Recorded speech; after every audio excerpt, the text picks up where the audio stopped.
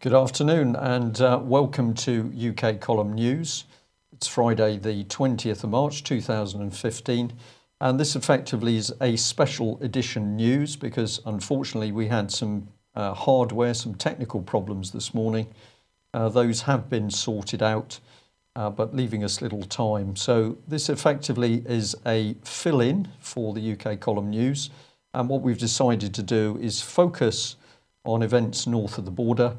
So I'm here joined by David Scott, and we're going to have a look at some of the events in Scotland, and then we'll cover just a couple of interesting items that are happening worldwide and in the rest of UK. And if you want to know about the weather, well, it's sunny and really quite nice in Plymouth, and I think that's about the same for the rest of the country. And we even managed a bit of sunshine this morning to have a look at that fascinating eclipse. Well, there we are. Let's see whether we've got David Scott with us. David, are you there? Yes, Brian, I'm here. Okay. And, everything's working. That's excellent. We seem to be getting back to normal, but I must say that this morning was quite an interesting experience. If people are thinking that dirty tricks were going on, we don't think so. It was just simply one of the boards failing in one of our computers. Well, let's have a look at Scotland then, and we've got Ms Sturgeon is being put in the spotlight over oil revenues. Over to you, David. Yes, Nicola is not really owning up to any more of an error here than the rest of the world. The whole world was wrong, and we were just going along with it. Does that not sound a wee bit like Gordon Brown? Maybe not. The problem is the nationalists gave us a white paper, a big thick white book that would you could use to hold your door open with before the independence referendum. And the figures that they were claiming for oil revenues per year were in the order of, where are we now? 7.6 billion with a B, which is rather a lot of money. And what we're actually getting this year is not 7.6 billion, but something like 600 million. So we were out, there were 13-fold overestimate on oil revenues from the North Sea to a possible Scottish exchequer in an independent Scotland, or if they have full fiscal autonomy to their coffers. So this has left an enormous hole in Scotland's finances. We, as a country as a whole, the United Kingdom has a deficit of 4%. Scotland's deficit is now 8.6%, which is enormous and is getting up to IMF Greek-type levels of deficit. So there is a big problem here for the nationalists to answer. And of course, we're not seeing many answers. We're seeing extend and pretend, I think is the phrase. This is fascinating. What's the excuse given for this? Did they put it down as a typo? Somebody simply typed in the wrong figure? Or is this accountancy massaging of figures? It's groupthink.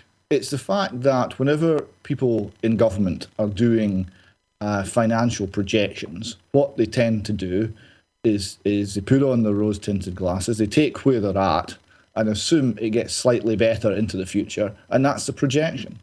The economy, the world economy, is not like that. Certainly just now it's not like that. There are many potential horrible events sitting across the world, due in no small measure to debt and such products of the financial market as derivatives. And we're assuming that everything goes fine all the time, and then it doesn't.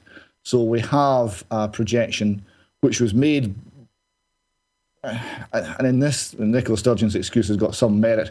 The British government got it wrong, and the Scottish government got it wrong, and the Scottish nationalists got it wrong.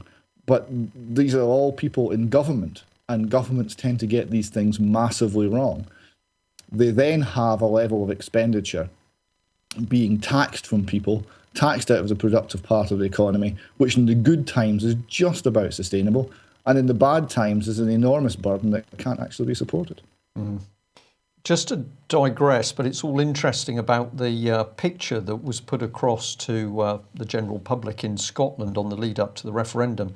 But I read a newspaper article the other day. I think it was probably the Telegraph, but it was talking about a senior civil servant who had actually been phoning Scottish companies and effectively saying, well, you support the union. I think it's better if you remain quiet.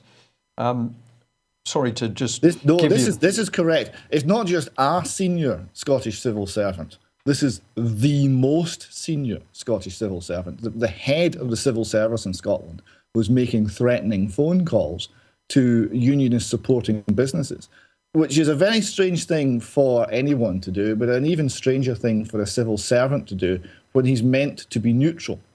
And it does raise the question as to how neutral the civil service actually is.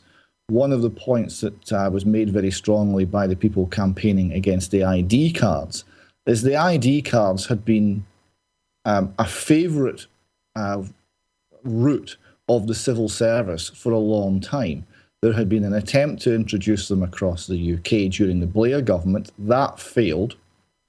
But the idea never left the civil service. So when the new nationalist government came in, the civil servants were selling these ideas to the politicians. How much of that's correct, I really don't know, but it's an interesting point that is the civil service neutral, or is the civil service actually working to a specific agenda? And if so, what is it? Yeah. Well, something I picked up from that article was that there wasn't any mention of misconduct in public office. As you say, the civil servant, certainly the top civil servant, should be scrupulously unpolitical, unbiased in carrying out their duties. And here they were not only being biased, but they were being upfront and aggressive about it. To me, that was a charge of misconduct in public office. But nobody seems to mention these offences against civil servants and people in the public sector who are not only failing to do their job, they're doing something which is an offence against the rules of their job.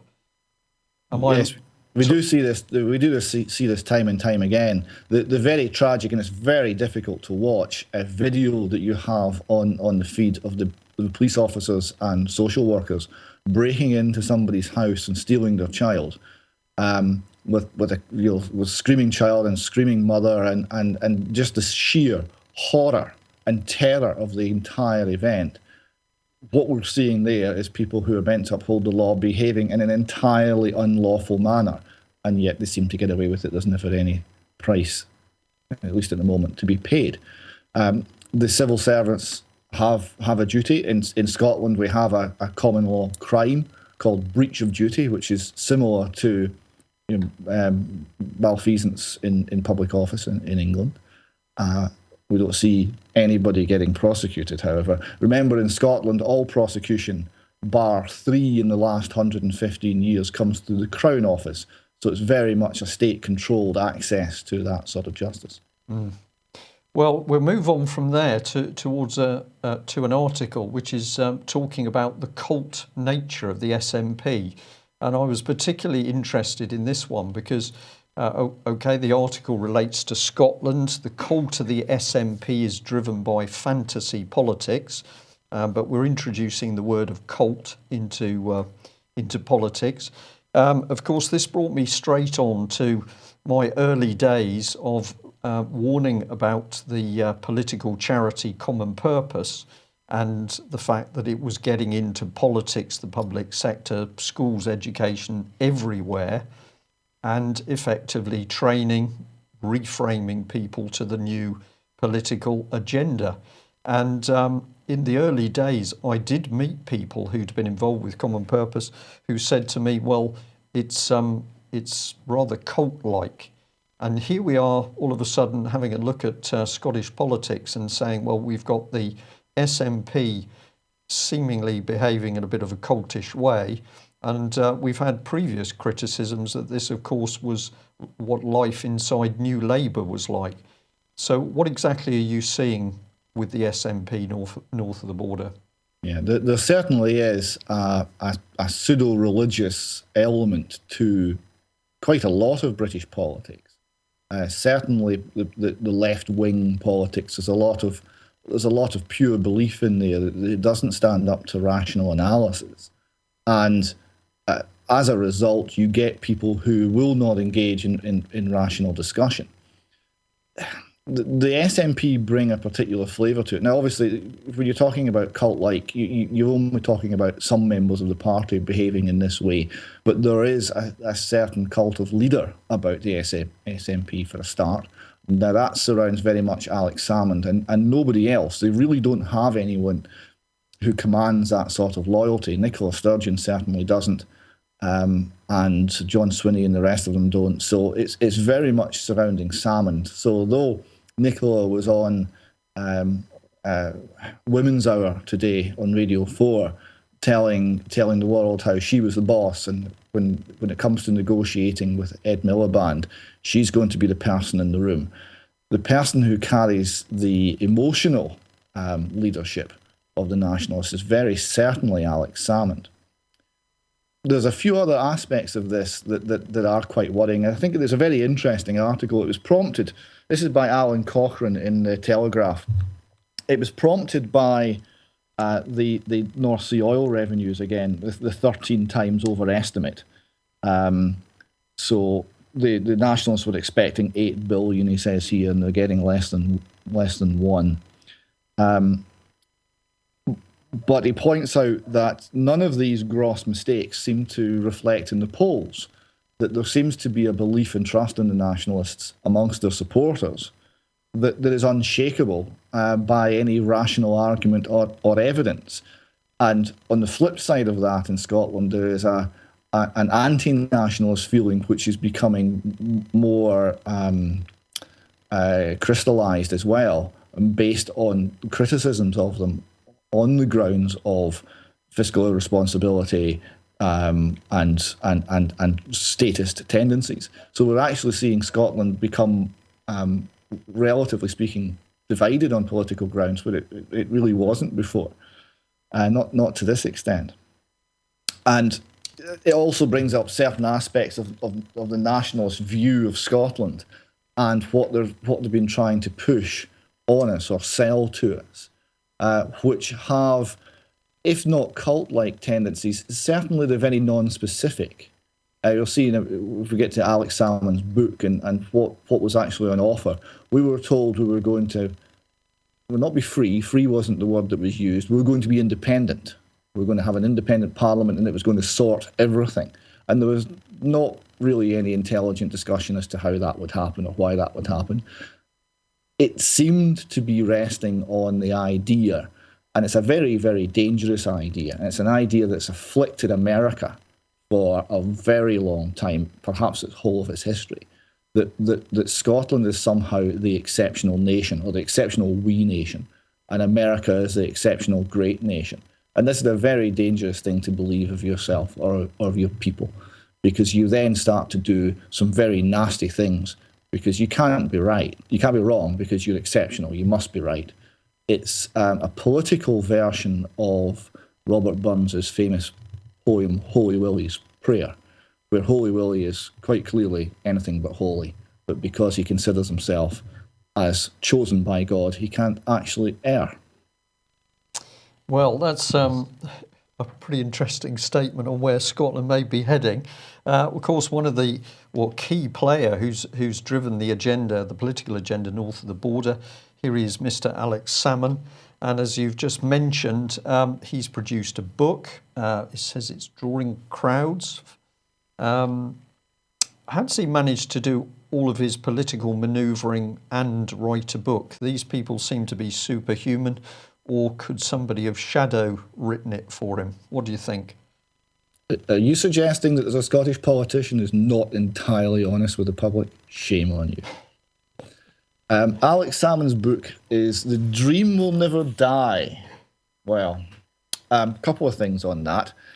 There are those of us in Scotland who are awake, and we don't want to be dreaming, we want to be thinking. But I think my main point about this is it's the sort of language it's used. It's like Obama in America. What he sold was change. So change can mean 1,000 things to 1,000 different people. Change means whatever you want it to mean. Ultimately, change means nothing. It was devaluing the language. A dream that will never die. Well, everyone's got a dream, and what does it mean? Well, it means something different to everybody. So ultimately, it means nothing. If Scotland is to be self-governing, well, what does that mean? I mean, what standard of government? What degree of freedom? Scotland, when the King moved down to London, he took the court with him. We had 100 years where we still had a parliament after that. Then the parliament moved down to London, and Scotland was largely not governed by political means. Actually, it was the judiciary. It was the Lord Advocate that actually ran the place. And any major decisions that were made by the judiciary. And that's why the Northern Lighthouse Board, for example, is run by a whole series of judges. Because at the time, 17th, 18th century, when the lighthouses were being built, that was the major state involvement in the economy. The judiciary in Scotland ran it. Now, this was a time when the state was very small, and most people, until they went to the post office, had no interaction with the state at all. So people were, relatively speaking, free. And what we had in Scotland is relatively free people. We had a free banking system, or as close as anyone's ever managed. We had enormous amounts of capital accumulation, and we had a great economic boom that lasted for several hundred years, and we also had an educational boom that the like of which really has never been seen. So we did very, very well when we were not particularly ruled by anybody. Freedom seemed to work quite well for Scotland. Now, if we are being offered freedom, well, that's one thing. But if we're being offered a state control rule, but with a kilt on it, that's something else entirely. Well, thank you for that. I think it's the state rule that's coming, and what better headlines to put on screen next than these talking about armed police in Scotland. So we've got the Telegraph here. Scotland's armed police stop drink drivers, and then we've got accidental firing of weapons taking place, negligent discharges as they're usually called. And I'll put up the next one as well. We've also got here Police Scotland receiving 27 complaints over its policy of armed officers since May. This is in your face, isn't it? That Sir Stephen House seems to be defying everybody. He's defying members of the Scottish Parliament. He's defying communities. They are saying we're concerned about armed police officers on patrol when we can't see any need for it. And Sir Stephen House simply says, yeah, okay. Police Scotland have gone through several attempts at explaining this. The first one was, well, we're Police Scotland. This is what's happening. Suck it up. That didn't go down well. So we've then had essentially lying. That's not worked. They've got caught on that. So we're now into several versions of PR spin. They had another session in the Scottish Parliament yesterday. It was very, very funny to watch. The use of language is fascinating. Guns are not called guns by Police Scotland. They're called conventional weapons, which makes me wonder what unconventional weapons they got. I thought initially, has Police Scotland got a nuke? But no, I think they're talking about pepper spray and tasers. But they're not. They won't say firearm. They won't say gun. They won't say Glock 17. They call them, in official language, conventional weapons. Now, here's the deal. There are cars with armed police officers roaming Scotland. And when I say roaming, they do something called patrol matrix is the official language. And what a patrol matrix is, what you or I would call swanning around. So they drive around with the guns, and if there is a call for a police response via the police central radio dispatch, they will only be called if there is some sort of threat to life. So if your cat is stuck up a tree and you call the police and the police radio for a response, then that message won't go to the armed response vehicle, even though it might be very good at getting the cat out of the tree. But if they happen upon some sort of wrongdoing, be it a pub fight or a failure to indicate right at a junction or drunk driving or whatever they happen to be, then it's left up to the individual officers to decide, using their discretion, what they're going to do about it. So 1 in every 100 fixed penalty notices in Scotland is now issued by an armed officer. So they are getting involved in pub fights and drunk driving and this sort of thing. And the fact that they're out there is justified because of the alleged threat of organised crime, which is no doubt real, albeit very rare in Scotland. We don't see exactly a lot of gunfights in the average day. And also by the threat of terrorism. Now, I would suggest that the threat of terrorism is so small that the threat of police officers discharging their weapons by accident is probably a greater threat to the public than actually the terrorists are. Well, that brings a smile to my face. Black humour, of course, but we had a negligent discharge by a firearms officer in Nottinghamshire Police, and they'd invited a group of school children to come and see how the police do their job. And in fact, the young girl, very, very lucky. She wasn't seriously injured, but in fact, she was hit by the ejected cartridge. But what it shows is that these firearms police are actually dangerous individuals. And my black humour is that we've been told by very good sources that David Cameron's been calling on the military police to provide him with close protection. I think Mr. Cameron's getting very worried about something. But alongside the military police, apparently Royal Navy servicemen and women have been called in for weapons training for close protection. And I'm allowed to say, as a former Royal Navy man, that a sailor with a weapon, extremely dangerous. So, Mr. Cameron, I wish you the best with that, but there we go. Well, just a quick comment on this remarkable story of armed Scottish police stopping a 91-year-old man. Clearly, did he have a big beard? Was he mistaken for ISIS or something? I don't think it was a beard-related issue. The 91-year-old man was proceeding in a northerly direction on the A9. He was surrounded by multiple armed response vehicles. No fewer than 4 policemen jumped from their cars and unholstered their weapons and pointed their Glock 17s at the 91-year-old man, who was somewhat surprised.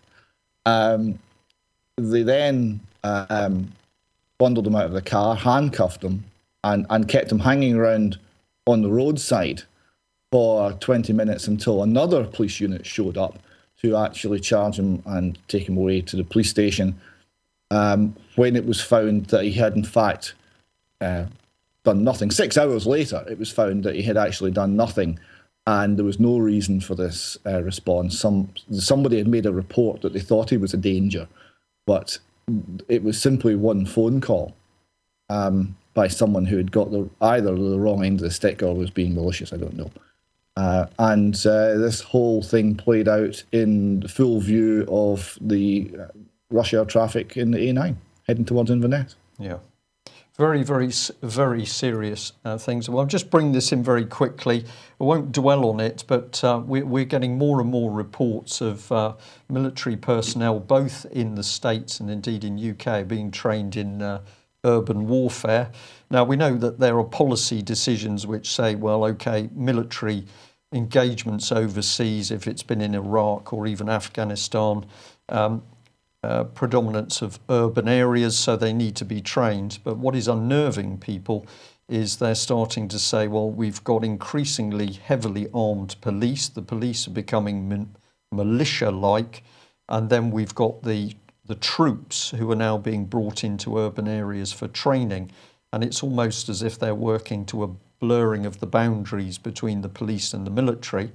And I'll just add to that, we should not forget, of course, that the police in France, for example, are actually a component of the French military. So if we see Britain's police hobnobbing with their European counterparts, we should in fact be pretty concerned that our civilian police are being slowly militarised.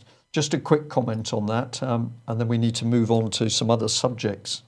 Yes, I would point out that the police in Scotland and in England are ever more military in appearance. The black uniforms, the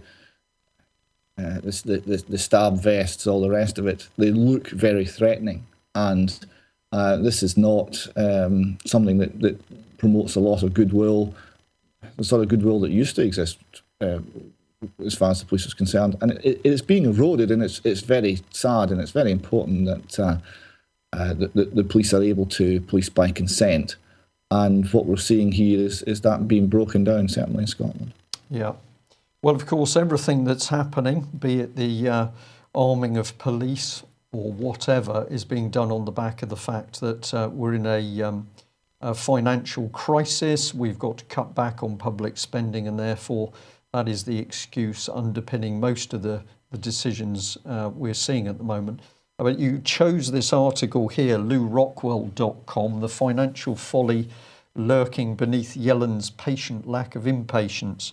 I said to you a little bit before the start of the programme, this one's definitely yours. What have you got to tell us about this one? Well, this is from David Stockman, who's always worth a read and worth a listen. He's an ex-Washington insider, so he knows what's going on and the sort of decisions they're making. And he finds what's happening now increasingly ridiculous, because we have a situation where the Federal Reserve and the Bank of England and every other central bank in the world is committed to zero interest rate policy, or indeed sometimes negative interest rate policy.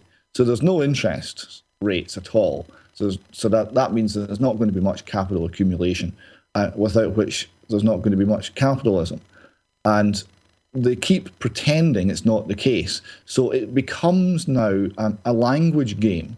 So the Fed are saying if they use the word patience, then that signals it's going to be 9 months to a rate rise. And if they take the word patience out, it might only be 3 months, and that's what the code means. And it's just nonsense. It doesn't mean anything. They can't raise rates without causing an enormous implosion in the United States and world economy.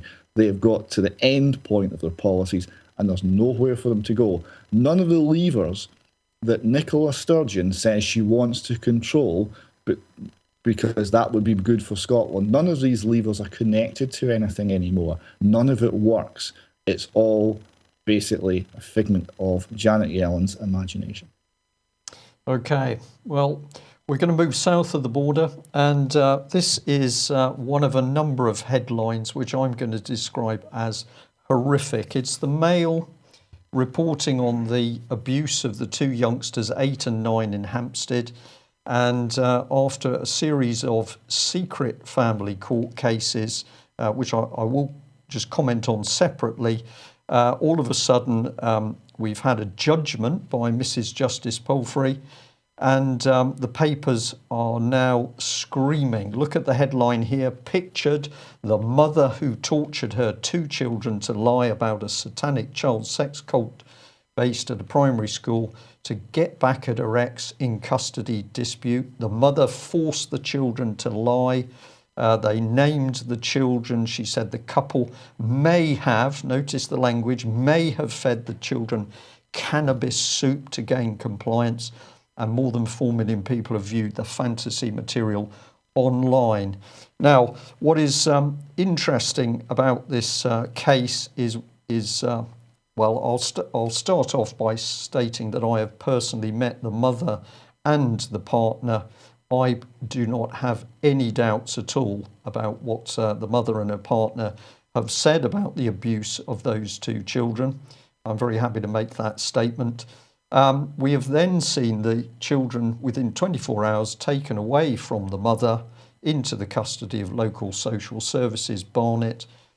We have seen police officers threatened by other Metropolitan Police officers to get them away from the case.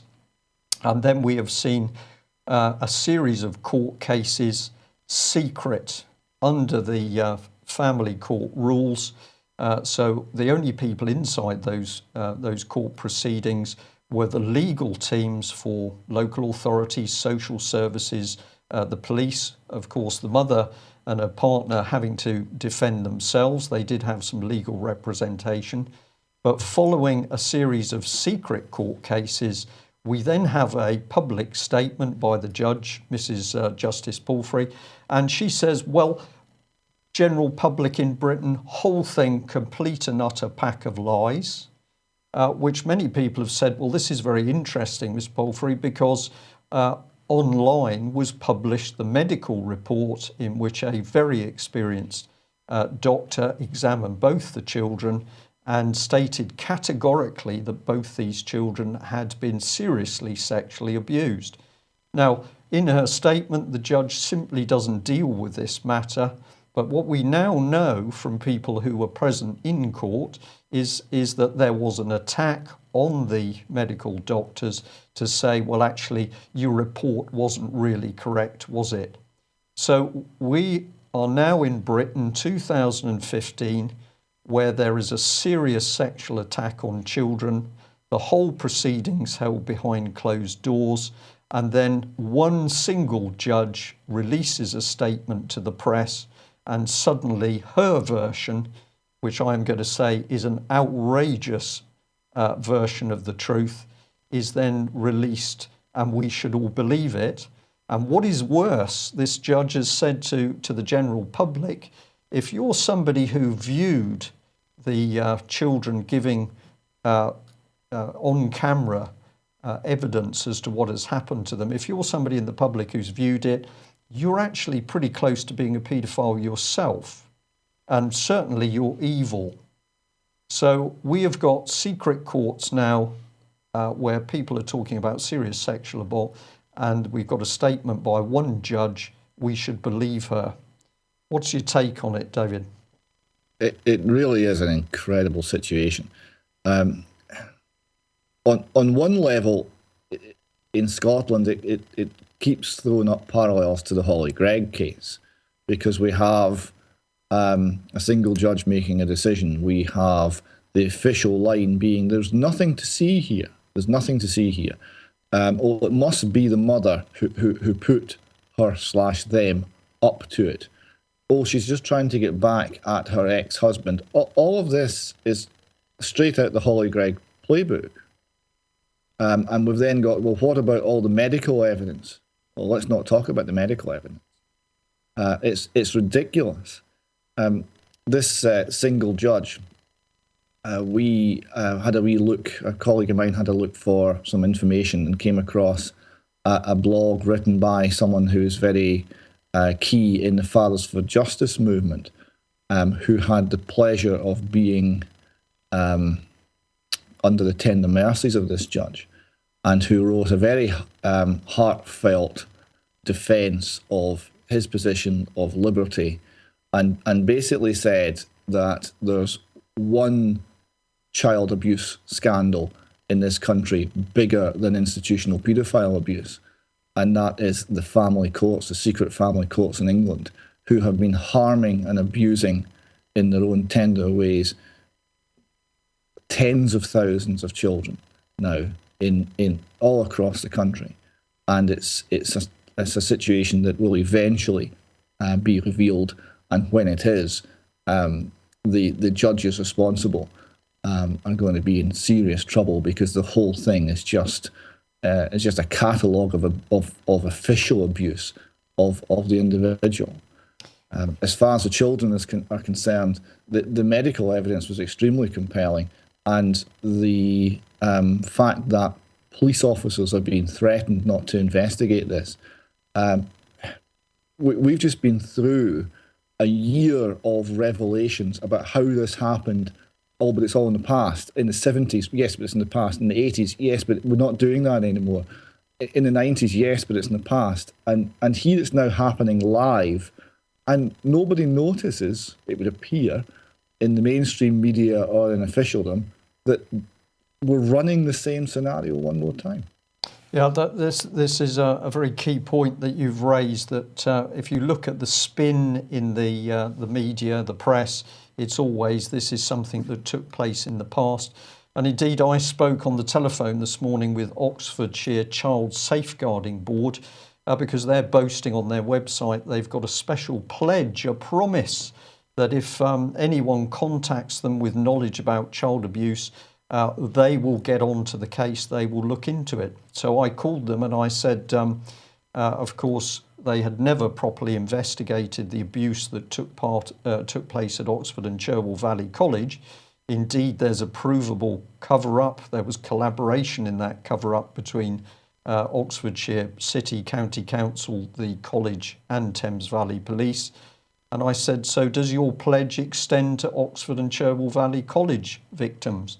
And I have to say, a very nice lady said that she would go away and talk to one of the senior managers who would call me back. But I'm afraid to say, I don't think there was a call back. I may have missed it. I will certainly be checking up. But I think this is just a scam that's being put across. It's all in the past. And we're making procedural changes. We're not going to bring people into court to bring the full force of the law to bear on abusers. We're just going to make procedural changes. Now, in this particular case, the Hampstead case, it's very interesting that the judge is actually the same lady judge who very early on dealt with Anne and Holly Gregg. And I have to say that this was the lady at one stage that tried to get Anne Gregg, the mother, and Robert Green into the court with no representation to protect them. And she was very insistent on this until Robert very bravely said, well, under the equity at law, we both can have the same defence present, representation present. What you're doing is not right. And I'm pleased to say that Anne and Robert stuck to their guns, and eventually this judge backed down and their legal advisors were allowed into the hearing. And I can speak with authority on this because I was one of those people. Now, there was a complaint made as a result of her action that either she didn't know the law or she was attempting to pervert the course of the law by bringing these two very vulnerable people into a closed court. So early on, fascinating to see what took place around Anne and Holly Gregg. And of course, Robert receives a gagging order for a year. And here we have this couple who I sat down and talked to for several hours. And I warned them of what would take place. And that would be, there would be an inversion of the case and they would become the targeted individuals while the state closed down. I'll just end by saying that a person who was present in this latest hearing that resulted in Mrs. Justice Palfrey's judgment said it was an extraordinary scene inside the court because there was a vast number of people representing the local authorities, as I say, CAFCAS and social services and the police. The court was full of people representing the state to the extent the atmosphere was extremely heavy and unpleasant. And the person said, I thought I was amongst the witches' coven in that court. So just, it's outrageous what's been printed. The UK column is going to stay on the case. We think public attention should be focused on this particular judge and the outrage which is Britain's secret courts in 2015. So more on that next week. But we'll just end on this very interesting article from the Telegraph. It says that Britain has revived Margaret Thatcher's free market fund in the struggle against Vladimir Putin. Well, I was quite puzzled by this initially because I thought at the moment Britain was desperately short of money, which is why we're cutting our armed forces, for example.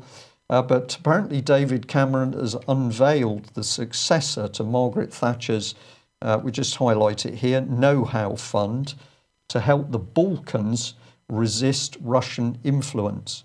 Now, many people will not know the significance of this article, but we're going to say, please get onto the UK Column website and have a look at the article we wrote, which was called BBC Media Action Subversion from Broadcasting House to Kazakhstan.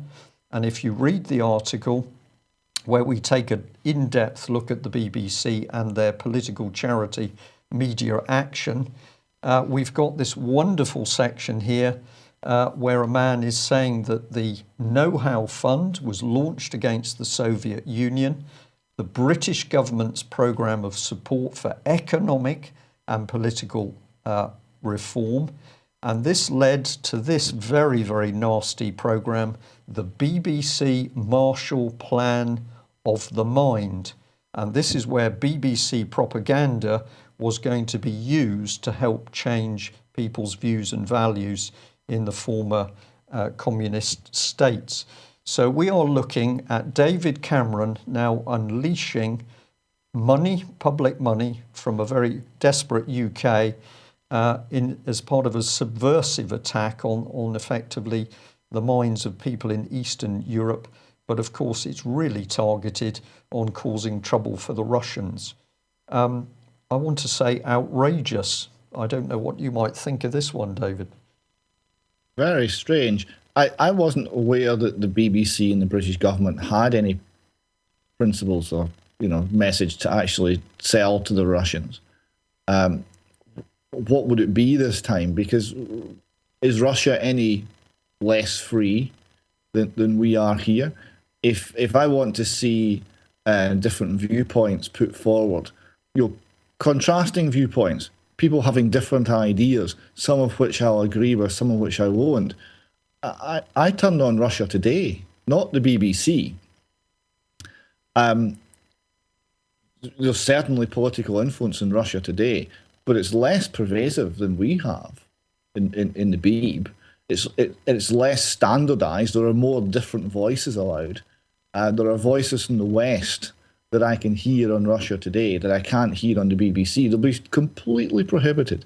They'll be censored out of existence. All this, freedom, free market stuff. We won't have any of that in the BBC. You can get it on Russia Today. How to try and compare this to a time when there was communist rule, oppressive military domination of all the satellite countries, and let's not forget the communists killed something like 1 in 5 of their own people in Russia to make sure that rule stuck. 20%, 45 million or thereby. Yes, I believe that's the sort of figure. Yeah.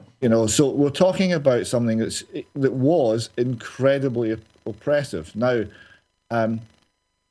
that's not happening now. Whatever you want to say about Putin, and there's plenty to criticise Putin on, but we're not in a situation where there's that sort of level of differentiation between the West and the East. Not anymore.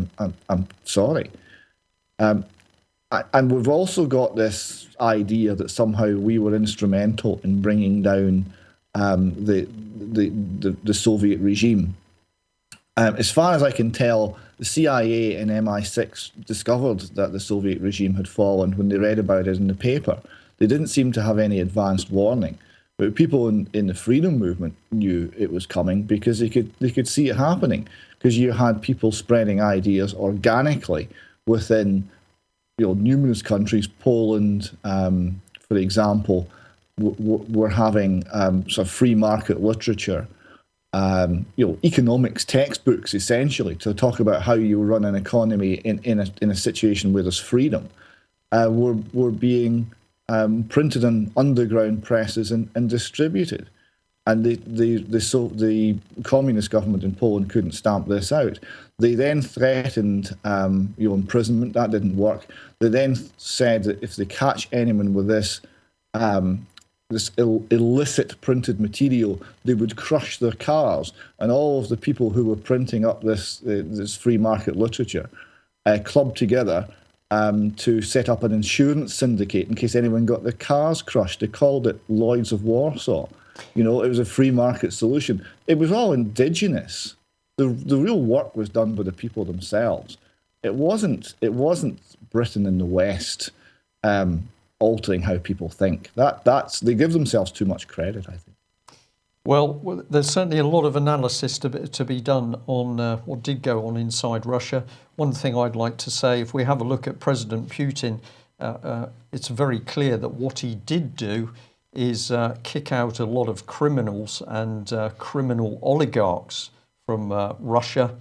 Where did many of those people come? Well, surprisingly, it was London. And I think on that happy note, we will end there. David, thank you very much for giving us so much time this afternoon. We're delighted to be able to get this this news report up. So we've got something today. So thanks for joining us.